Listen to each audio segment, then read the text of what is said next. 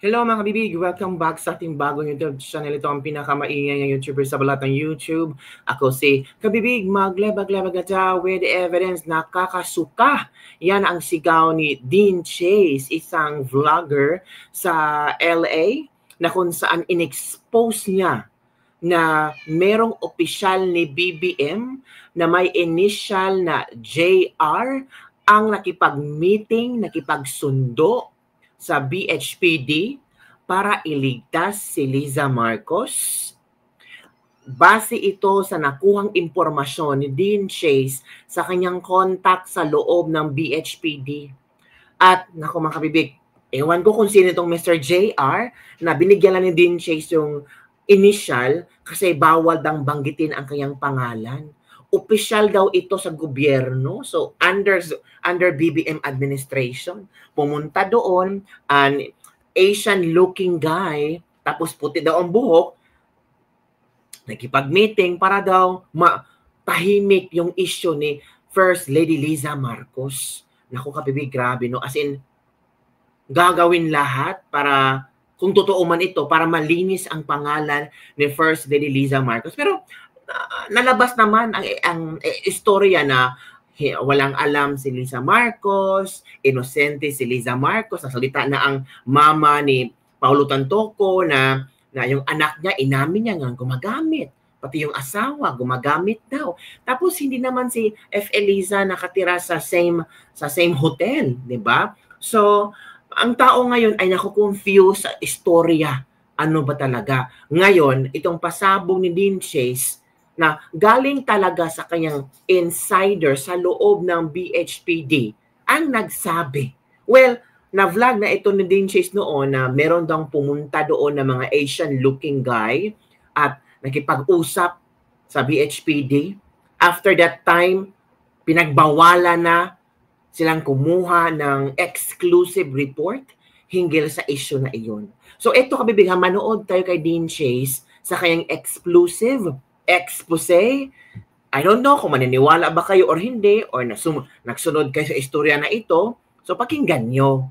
Yung iba kasi hindi naniniwala, gawa lang daw ni Dean Chase, parang daw sumikat si Dean Chase. I'm not sure nga gagawin ito ni... Magandang araw po sa ating lahat. Itong magpapasikat kasi it's between life and death na ito mga kabibig. Let's watch this one. At isa po itong major update po sa kaso ni Paulo Tantoco. If you remember po, way back first week of April, according to my source, there were Asian-looking men po na pumunta po doon sa BHPD and had a closed-door conversation or had a closed-door meeting with the supervisor or the head of the department. And almost an hour po na meeting po doon, that was when they announced that the case was going to be superseded and will be handed down to a higher investigative team. And I believe it was around the same time na nilimit na po nila mag-release po ng any information about what's going on with the case. And nakausap ko po kasi kanina po ang source ko and he positively ID'd one of the person who had a meeting with their supervisor. Ito po, pina-describe ko po sa kanya, puti po ang buhok and Asian looking. And may nag-google po ako na picture at ipinakita ko po sa kanya. And my source positively ID'd JR. I'm not going to say the complete name because I'm not allowed to. Ang source talaga niya na nasa loob ng BHPD nag-confirm na yes, this man is one of those people who had a meeting with BHPD. Hala? Confirm.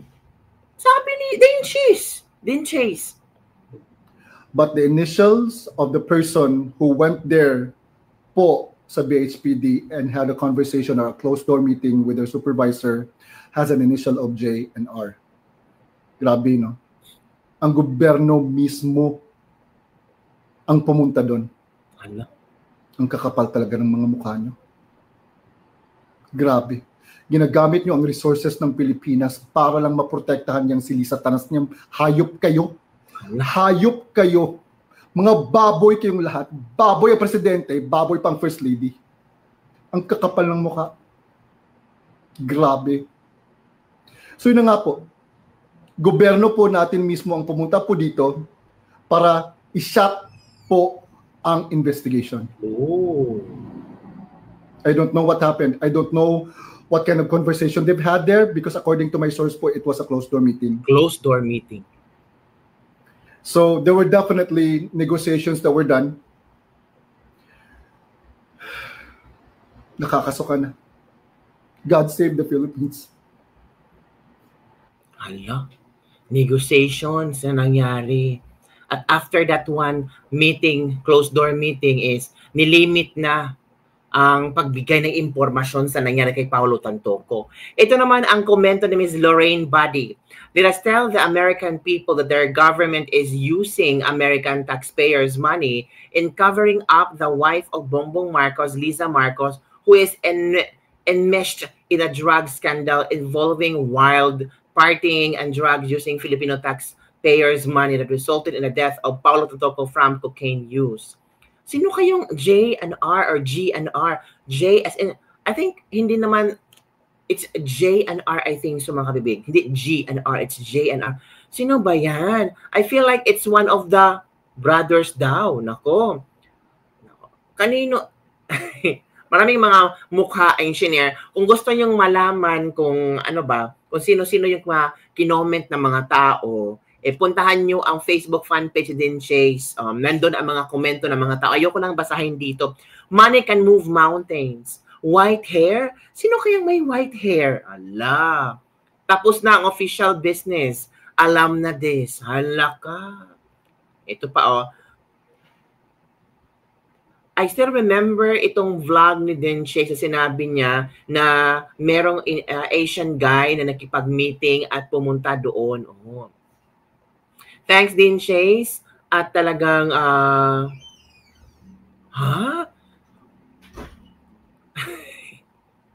Andyan. Okay. Money can move mountains. Bagaagnang, that the result of 0% tariff. Oh. JR, obviously everybody knows him. Wow. Gray ang hair. Hala. Sabi ang mga tao, no? Pag chismis talaga ba? Punta talaga. Chismis ba ito, mga kabibig? Or katotohanan na ito? Pero sabi ni Dean Chase na from a reliable source sa loob ng BHPD, after ng closed-door meeting na mga heads doon with the Asian-looking guy, gray hair with the initial JR, ay nilimit na or pinagbawalan na yung mga contacts o kung sino man pwede magbigay ng informasyon tungkol sa nangyaring pagkamatay ni Paulo Tantoco. Nako, mga kabibig. Sino kaya ito, kabibig? Parang napaka-trending ang istorya na ito. Akala ko natapos na ito kasi, 'di ba? Nagsabi na ang mama ni Paulo Tantoco na walang hindi kasali si FL Liza Marcos hinggil dito. Tapos inamin na rin niya na si Paulo Tantoco ay gumagamit niya ng sinasabing bawal na gamot. So, heart attack or cardiac arrest ang nangyari sa kanyang anak. Pero inamin niya na yung anak niya ay gumagamit ng kokani. So ngayon, itong bagong expose ni Den Chase, babalik niya naman sa kung sino at kung ano ba talaga. Ngayon, itong initial na JR, opisyal ng gobyerno ni BBM. Hala, sino, uy? Parang kinakabahan ako. Si JR ba? Ang singer? Sino kaya, mga kabibig? Write down your comments below. Basta ako, ang prayers ko lang, sana before ma-end ang Marcos administration, meron siyang makita or maiiwan ng legasiya sa bansa natin. Kasi ang hirap for 6 years umupo siya na puro Duterte lang ang gusto niyang matalo, mayorakan, bastusin, binastos, pinakidnap. Let's face the reality, yun talaga ang nangyari. Hindi naman tayo uto-uto, tanga, na walang utak para we cannot have our own interpretation. Diba, kabibig? And sana, mga kabibig, matapos na to kasi hindi tayo maka-move on.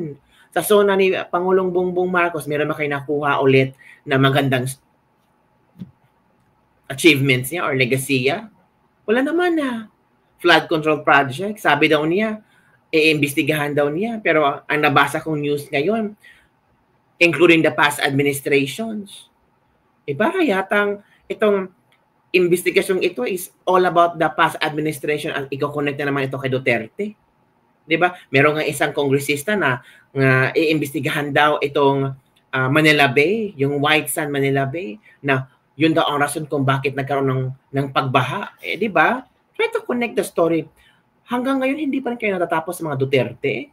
Si Digong nandun na sa ICC, walang kalaban-labang. Allegedly, hindi pa accused.